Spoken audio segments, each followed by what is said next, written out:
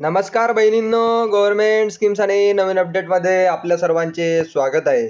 बहिणींनो, लाडकी बहीण योजना संदर्भात मी आज महत्त्वपूर्ण माहिती तुम्हाला सांगणार आहे. जसे की हायकोर्टाने एक महत्त्वपूर्ण निर्णय लाडकी बहीण योजनेअंतर्गत घेतला आहे. लाडकी बहीण योजना येत्या काही काळामध्ये चालू राहील की बंद असणार याबद्दल काही माहिती मी तुम्हाला सांगणार आहे. हायकोर्टाने काय म्हटलं आहे याबद्दल ते आपण बघणार आहोत. सुप्रीम कोर्ट ऑन माझी लाडकी बहीण योजना. महायुती सरकारच्या महत्त्वाकांक्षी मुख्यमंत्री माझी लाडकी बहीण योजनेची सध्या देश पातळीवर चर्चा सुरू आहे. मात्र आता सुप्रीम कोर्टाने पुन्हा एकदा राज्य सरकारला या योजनेवर झापलं आहे. आम्ही लाडकी बहीण योजना थांबवली पाहिजे का असा सवाल सुप्रीम कोर्टाने न्यायाधीश भूषण गवई यांनी महायुती सरकारला केला आहे. राज्य सरकार फक्त टाळाटाळ करत असल्याचे ताशेरे सुप्रीम कोर्टाने केला आहे. पुण्यातील पाषाणमधील जमिनीचा मोबदला देण्याच्या प्रकरणात सुप्रीम कोर्टात पुन्हा एकदा लाडकी बहीण योजनेचा उल्लेख करण्यात आला आहे. लवकरच राज्य सरकारने या प्रकरणी नवे प्रतिज्ञापत्र सादर करावे आणि वन विभागाच्या सचिवांनी या प्रकरणामध्ये लक्ष घालावे असे निर्देश हायकोर्टाने राज्य सरकारला दिले आहे. महायुती सरकारने अर्थसंकल्प मुख्यमंत्री माझी लाडकी बहीण योजनेची घोषणा केली होती. योजनेच्या माध्यमातून आर्थिक दुर्बल महिलांचा राज्य सरकार प्रति महिना 1500 रुपये हप्ता देणार आहे. या योजनेत 2 हप्ते पात्र लाभार्थ्यांना खात्यात जमा सुद्धा झालेले आहेत.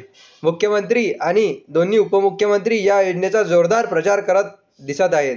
अशातच सुप्रीम कोर्टाने लाडकी बहीण योजनेचा उल्लेख करून महायुती सरकारला झापलं आहे. कोर्टाच्या आदेशानंतरही पुण्यातील पाषाणमधील काही जमिनीचा मोबदला अद्यापही प्रलंबित. कोर्टाच्या आदेशानंतर या प्रकरणात महाराष्ट्र सरकारने प्रतिज्ञापत्रात सांगितलं होते की आम्ही त्यांना पुणे महापालिकेच्या जागेत दुसरी जागा द्यायला तयार आहेत. सुप्रीम कोर्टाने यावर समाधानी नसल्याचे सांगितले. त्यानंतर सलग चौथ्यांदा या प्रकरणाचा सुनावणी करताना लाडकी बहीण योजनेचा उल्लेख सुप्रीम कोर्टाने केला आहे. माझी लाडकी बहीण योजना थांबवली पाहिजे का असा न्यायाधीश भूषण गवई यांनी उल्लेख केलेला होता.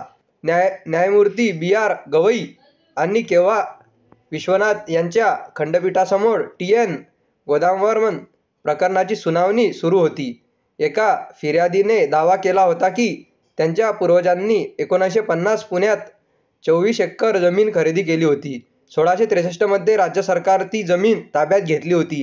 तेव्हा त्यांनी दावा दाखल केला होता आणि सुप्रीम कोर्टात फिर्यादीच्या बाजूने निकाल लागला. त्यानंतर या आदेशाची अंमलबजावणी करण्यात मागणी करण्यात आलेली होती. या दरम्यान सरकारने हायकोर्टाला सांगितलं होतं की माझी लाडकी बहीण योजनेअंतर्गत हायकोर्टाने काही नियम हे सरकारला सांगितलेले होते. याची अंमलबजावणी सरकार काही दिवसांमध्ये करीन की नाही करणार ते आपल्याला समजेलच. आता या योजनेसाठी काही दिवस ही योजना चालू असेल की बंद असेल हे आपल्याला येत्या काही काळामध्ये समजेलच. ते आपल्याला माहिती पडल्यावर आपण तुम्हाला नक्की सांगू. बहिणींनो, तुम्हाला व्हिडिओ आवडला असेल तर आपल्या व्हिडिओला लाईक आणि सबस्क्राईब करायला विसरू नका, जेणेकरून अशीच माहिती आम्ही तुम्हाला पुढे देखील देत राहू. धन्यवाद बहिणींनो.